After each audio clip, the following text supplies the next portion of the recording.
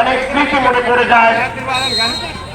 রেলবাজার মাঠ বা রেলবাজার কুড়িগ্রাম ইউনিয়ন শহরের মধ্যে তথা পাবনা জেলার মধ্যে আশেপাশে প্রত্যেকটি থানা নাটোর সহ সিরাজগঞ্জ পাবনার মধ্যে একটি কুড়িগ্রাম ইউনিয়ন তথা চট্টগ্রাম রেলবাজার এক সময় ফুটবল কেন্দ্র করে যে উৎসাহ যে উদ্দীপনা যে আমেজ আমরা লক্ষ্য করেছি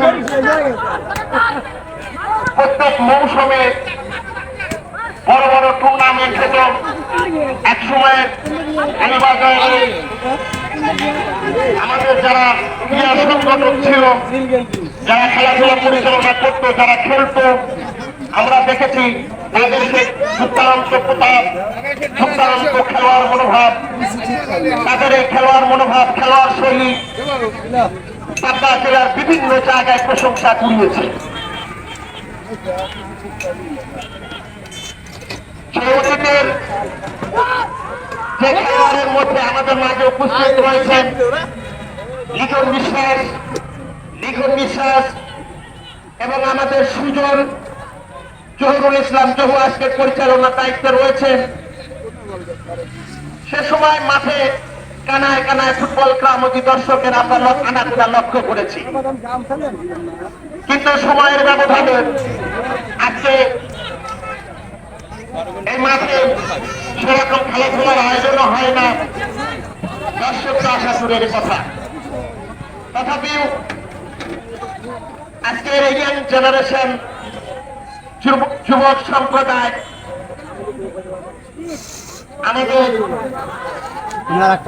যোগাযোগের যে মাধ্যম গ্লোবালাইজেশনের যুগে এসে মোবাইলে আমরা জানি সবাই আসক্ত, তারা নিজেরা মাঠে না এসে মোবাইলে আসক্ত, বিভিন্ন খেলাধুলা তারা মোবাইলের মাধ্যমে দেখে থাকে এবং সেখানে নেশাগ্রস্ত হয়ে পড়েছে।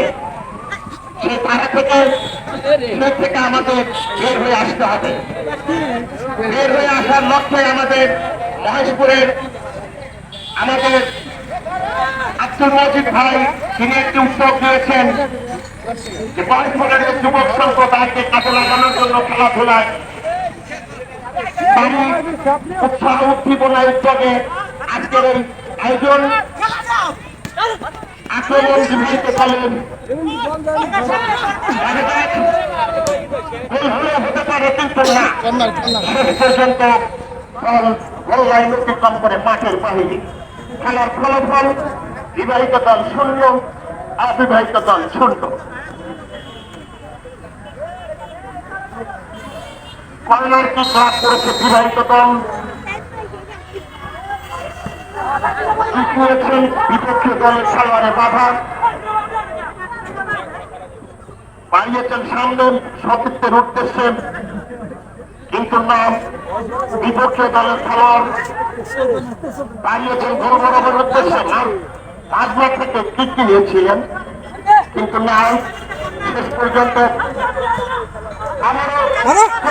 আক্রমণ অত্যন্ত অবিবাহিত দলের গোলরক্ষক বলটি নিয়ে